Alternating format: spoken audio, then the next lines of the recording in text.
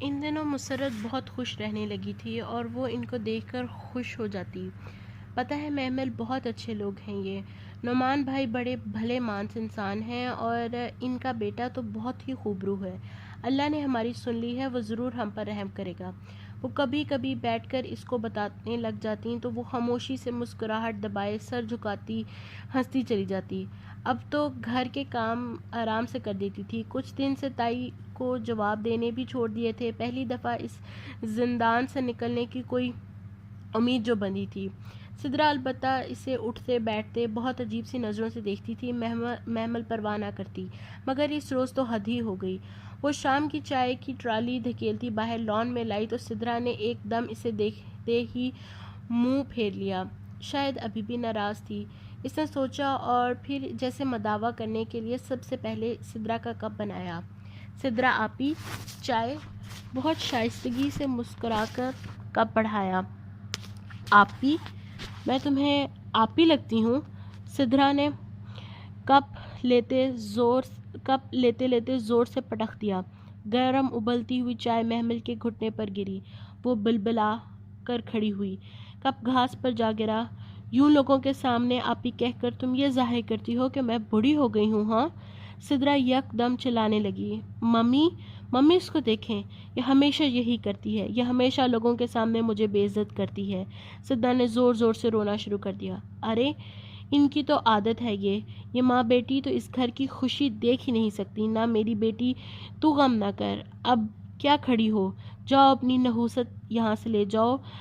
تائی مہتاب نے بھی بہت دنوں کا غصہ ایک دم نکالا۔ وہ شوق تھی، بھاگتی ہوئی اندر آئی۔ مسرت بھی پریشان سی کچن میں کھڑی تھی، انہوں نے بھی سن لیا تھا۔ محمل کچھ کہے بغیر اندر کمرے میں بند ہو گئی۔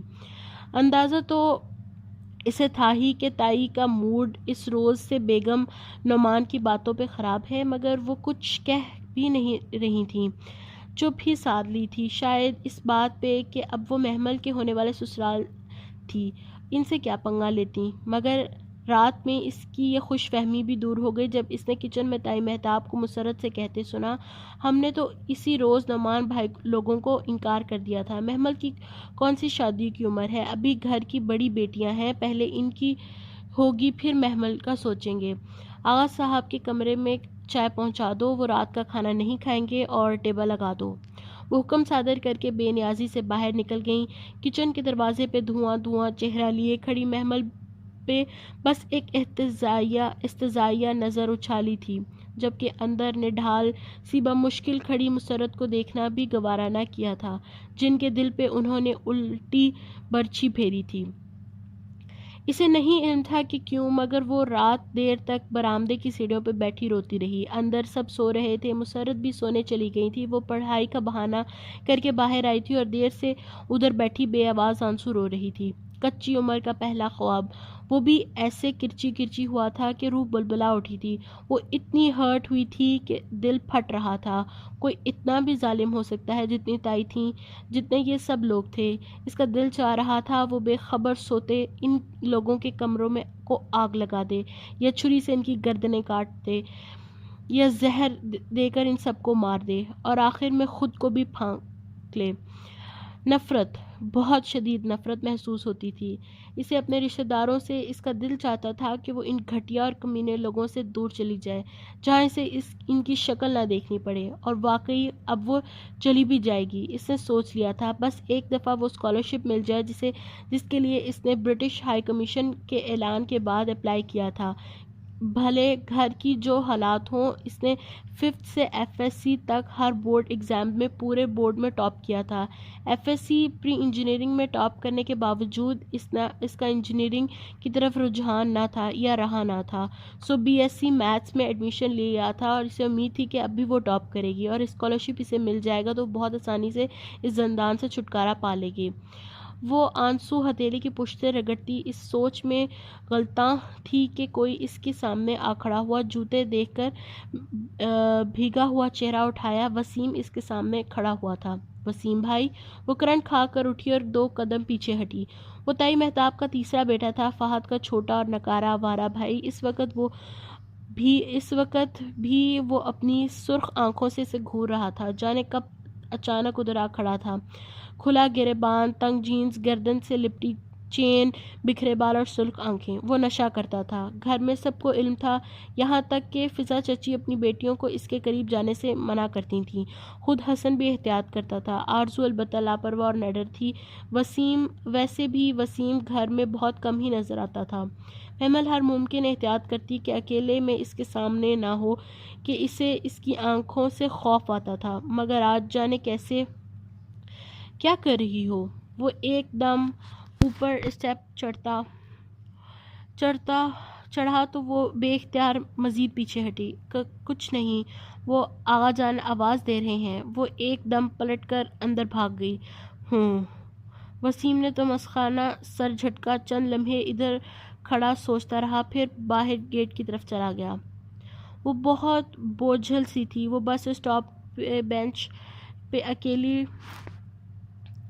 متورم آنکھوں سے دور افق پہ جانے کیا تلاش کر رہی تھی، جہاں نیلی صبح کے پرندے اڑ رہے تھے۔ رات بھر کے رونے کے باعث اس کے سر میں درد کی ٹیسیں اٹھ رہی تھیں، اور اوپر سے وہ سیاہ فام لڑکی بھی نہیں آئی تھی۔ جانے آج وہ کدھر رہ گئی تھی، ابھی تک کیوں نہیں آئی تھی؟ صرف اس لیے محمل آج 15 منٹ پہلے آ گئی تھی تاکہ 10 کے بجائے 25 منٹ اس کے ساتھ مل کر گزار سکے، مگر یہ تو اسے معلوم ہی نہ تھا کہ وہ کب آتی تھی۔ اسے تو یہ بھی معلوم نہ تھا کہ وہ اس کا انتظار کیوں کر رہی تھی، حالانکہ کوئی بات ایسی نہ تھی جسے وہ اس کے ساتھ شیئر کر سکتی، کسی مسئلے کا حل دریافت کر سکتی، اس کے ساتھ بیٹھ کر رو سکتی۔ نہیں، اس کے پاس بتانے کو کچھ بھی نہ تھا، پھر بھی اس کا انتظار تھا۔ وہ بار بار کلائی پہ بندھی رسٹ واچ دیکھتی، لمحے سرکتے جا رہے تھے، 25 منٹ ختم ہونے کو تھے، مگر اس سیاہ فام لڑکی کا دور دور تک کوئی نام و نشان نہ تھا۔ بس کا ہارن بجا تو وہ شکستہ قدموں سے اٹھ کر چل دی۔ سنگی بینچ خالی رہ گیا۔ صبح کے پرندے اپنے سفر کو نکل گئے اور نیلاہٹ بھرا افق سنہری کرنوں سے بھرنے لگا۔ وہ بہت اداس سی بس میں سوار ہوئی، سارا راستہ خاموشی سے گردن موڑے کھڑکی سے باہر دیکھتی رہی۔ اس کی لمبی سراہی ماند گردن اونچی پونی ٹیل کے باعث پیچھے سے بھی جھلکتی رہی تھی اور اسے یکسر ممتاز بنا رہی تھی۔ بس کے رکنے سے قبل اس نے بیگ میں سے پاکٹ مرر نکال کر دیکھا اور پھر کچھ سوچ کر متروم سوجھی آنکھوں کو چھپانے کے لیے گہرا کاجل ڈالا۔ محمل، تم اتنا کاجل مت ڈالا کرو، مائنڈ مت کرنا، مگر تمہاری آئیز بالکل گولڈن کلر کی ہیں اور کاجل میں بالکل بلی کی طرح لگتی ہیں۔ You know Catwoman, Nadia دیکھ کر ہنس کر بولی، اور مجھے بلیاں بالکل پسند نہیں۔ کھاؤ گی؟ اس نے ہاتھ میں پکڑا چپس کا پیکٹ بڑھایا۔ محمل نے ایک خاموش نگاہ اس پر ڈالی۔ نو تھینکس کہہ کر سر جھکائے اپنی کتاب پہ کچھ لکھنے لگی۔ سر جھکانے سے اس کی اونچی پونی ٹیل مزید اٹھ جاتی اور بھورے بال گردن پہ گرتے دکھائی دیتے۔ مائی پلیزر۔ نادیہ نے شانے اچکا کر پیکٹ واپس لے لیا۔ وہ خاموشی سے سر جھکائے کچھ لکھتی رہی۔ وہ لائبریری میں نادیہ کو کل تائی اماں کی جواب والی بات بتانے آئی تھی، مگر اس کا طنز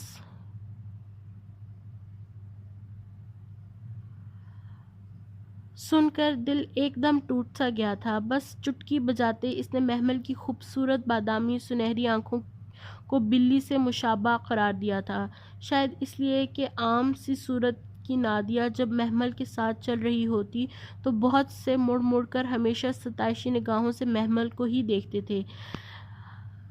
دراز قد، اسمارٹ لمبی گردن اور اونچی براؤن پونی ٹیل والی لڑکی، جس کی سنہری آنکھیں دھوپ میں بھی اور زیادہ چمکتی رہتیں، پورے کالج میں پاپولر تھی۔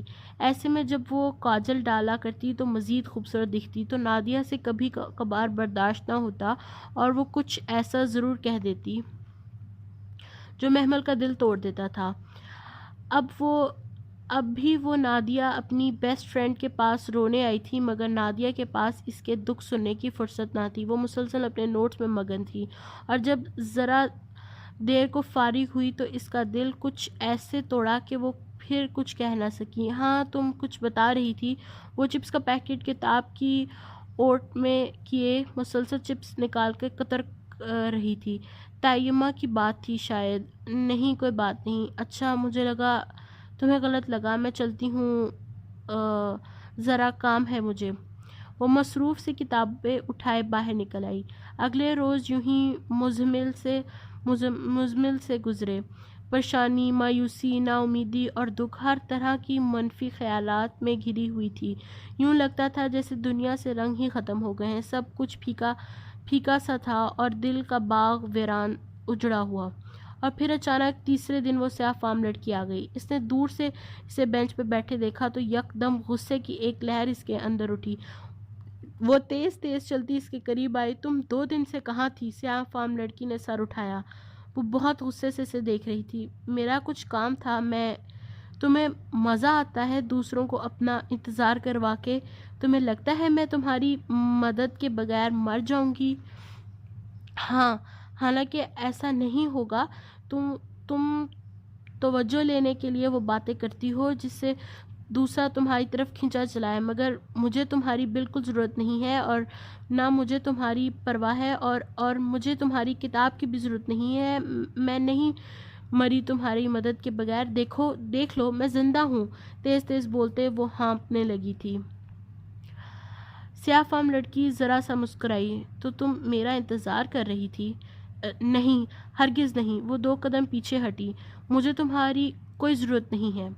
تم شاید بلند آواز میں اپنے دل کی آواز کو جھٹلا رہی ہو۔ اگر ایسا ہے تو مت کرو، اپنے دل کی سنو، وہ تمہیں کچھ کہہ رہا ہے۔ مجھے ڈکٹیٹ مت کرو، میں اپنا اچھا برا سمجھتی ہوں۔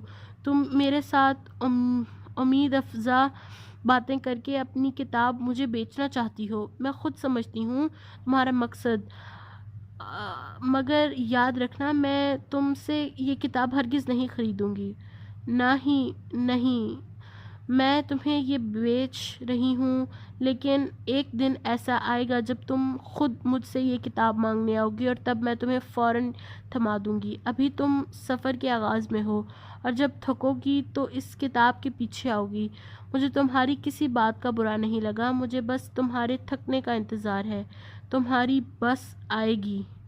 اس وقت تو وہ غصے میں پلٹ گئی، مگر پھر سارا دن یہی سوچتی رہی کہ اس کو اس سیاہ فام لڑکی کو دیکھ کر کیا ہو گیا تھا، کیوں اس نے اس پہ اتنا غصہ نکالا، وہ کیا لگتی تھی اس نے کیا بگاڑا تھا اس کا، اور اسے غصہ کس بات کا تھا۔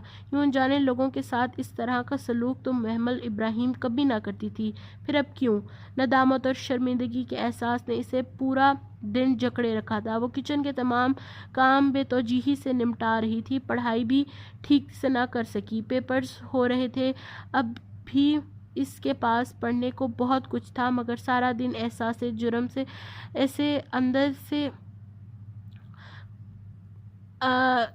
جرم اسے اندر ہی اندر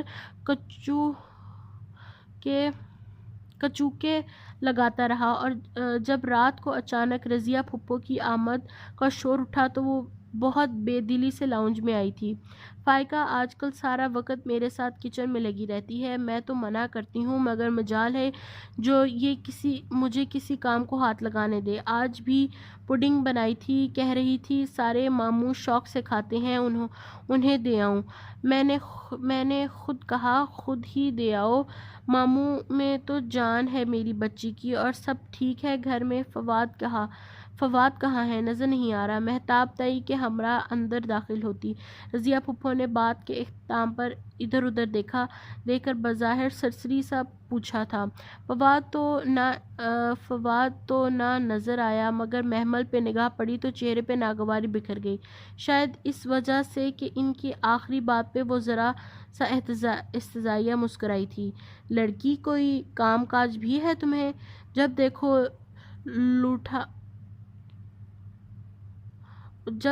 لوٹا کی لوٹا ادھر ادھر بھاگتی پھرتی رہتی ہو۔ میری بھابھی کا جگرا ہے جو مفت خوروں کو گھر میں ٹکا رکھا ہے، ورنہ میں ہوتی تو ہوں۔ انہیں اس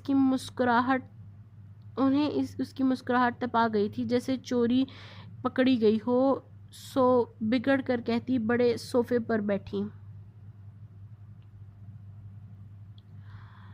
فائقہ بھی دونوں ہاتھوں میں ٹرے پکڑے جس پہ دو ڈونگے رکھے تھے چلی آ رہی تھی، فیشن کے مطابق شارٹ شرٹ کے نیچے ٹراؤزر اور لمبے لمبے کھلے بال جن میں چوٹی کے بل صاف نظر آ رہے تھے۔ وہ سدرا کی طرح خوب میک اپ کرتی تھی اور اس طرح شاید ذرا قبول صورت لگ جاتی تھی اگر وہ گہرے مسکارے اور آئی میک اپ کے اوپر وہ بڑا سا فریم کا چشمہ نہ لگایا کرتی۔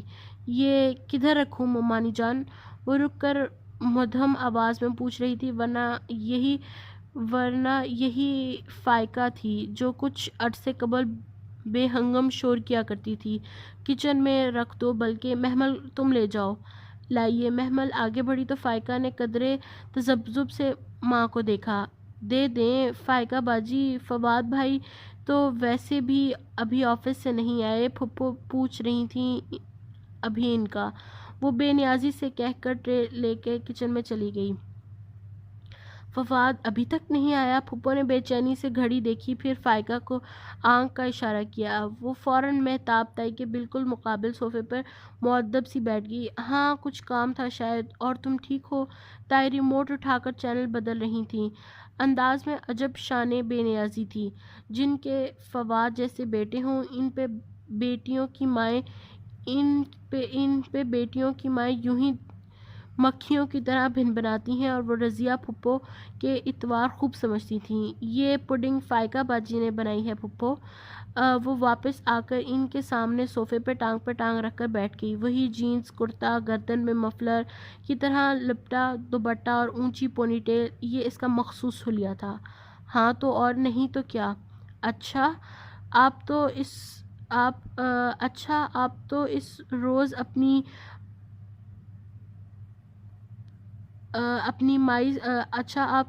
اپنی مائی سلیمہ سے پڈنگ بنوا رہی تھی۔ وہ جب میں آپ کے گھر گئی تھی، آپ تو کہہ رہی تھیں کہ نہ آپ کو نہ ہی فائقہ باجی کو پڈنگ بنانی آتی ہے۔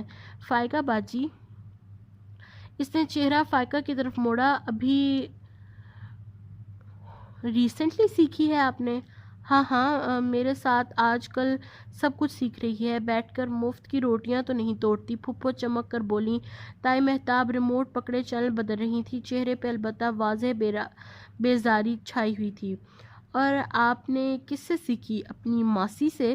زیادہ زبان نہیں چلنے لگی تمہاری محمل؟ یہ تو میری بھابھی کا حوصلہ ہے کہ تمہیں برداشت کرتی ہیں، ان کی جگہ میں ہوتی تو 2 دن میں تمہیں گھر سے نکال دیتی۔ ان کی جگہ آپ کیسے ہو سکتی تھیں پھپھو؟ دوسروں کے پیسے پہ عیش کرنا ایک آرٹ ہے، اور یہ ہر کسی کو تو نہیں آتا۔ شٹ اپ محمل! تائی نے غصے سے ریموٹ رکھا۔ زیادہ بک بک کی تو ٹانگیں توڑ کر رکھ دوں گی۔ ارے ہم نہ رکھتے تو کدھر جاتی تم؟ انگلینڈ۔ وہ آرام سے ٹانگ پہ ٹانگ رکھے پاؤں پہ جھلا رہی تھی۔ کیا مطلب؟ وہ سب چونکے۔ میں نے اسکالرشپ کے لیے اپلائی کیا تھا اور بہت جلد میں تو اماں کو لے کر انگلینڈ چلی جاؤں گی، سو آپ ابھی سے ملازم ڈھونڈنا شروع کر دیں۔ آپ بیٹھیں، میں ذرا کچن دیکھ لوں۔ وہ اٹھ کر کچن کی طرف چلی آئی۔ جانتی تھی کہ ان کے سروں پہ بم پھوڑ کر آئی ہے، مگر اس وقت ان سب کو ستانے کا دل کر رہا تھا۔ کھانے پہ ہی اس کی پیشی ہو گئی۔ تم نے کوئی اسکالرشپ کے لیے اپلائی کیا ہے؟ مہتاب بتا رہی تھی۔ کیا بات ہے؟ آغا جان نے جیسے ایک دم یاد آنے پر کھانے سے ہاتھ روک۔ اسکالرشپ؟ آرزو نے آبرو اٹھائے۔ ندا اور سامیہ باتیں کرتی ٹھٹک گئیں۔ فضا چچی نے حیرت سے گلاس رکھا اور فواد لقمہ منہ میں ڈالتے ہوئے بری طرح چونکا تھا۔ باقی سب بھی یک دم رک کر اسے دیکھنے لگے، جو بہت اطمینان سے بازو بڑھا کر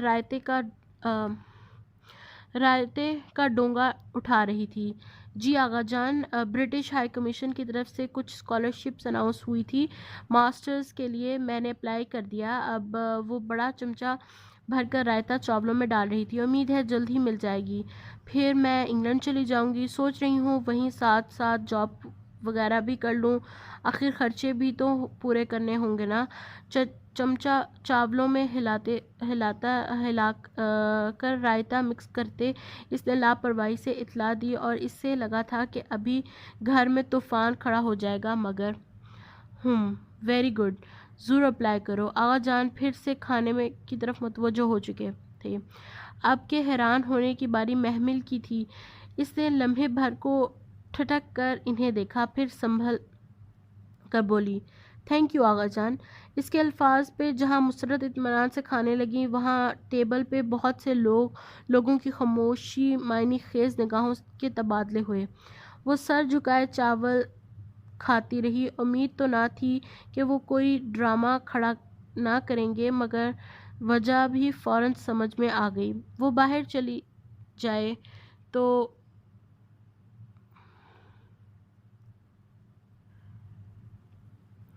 ان سے جائیداد میں سے حصہ کون مانگنے کھڑا ہوگا؟ ان کے لیے تو اچھا ہی ہوگا کہ وہ چلی جائے۔ ایسے تو نہیں چھوڑوں گی تم لوگوں کو میں۔ چلی بھی جاؤں تو ایک دن ضرور واپس آؤں گی اور اپنا حصہ طلب کروں گی، اور تم سب کو ہر اس عدالت میں گھسیٹوں گی جہاں جانے سے تم لوگ خوف کھاتے ہو۔ اس نے دل ہی دل میں تہیہ کر لیا تھا، اور پھر جب پانی کا جگ اٹھانے کو سر اٹھایا تو یکدم چونکی۔ بے توجہی سے کھانا کھاتا فواد اسے ہی دیکھ رہا تھا۔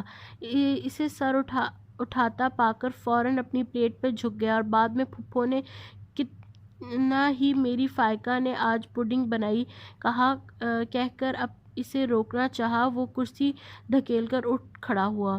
مجھے کام ہے، میں چلتا ہوں۔ ہاں بیٹا تم کام کرو، مہتاب نے فوراً اس کی تائید کی۔ ادھر پھپھو ہائے ہائے کرتی رہ گئیں اور وہ لمبے لمبے ڈگ بھرتا باہر نکل گیا۔ محمل کا دل یکدم اداس سا ہوا، پتہ نہیں کیوں۔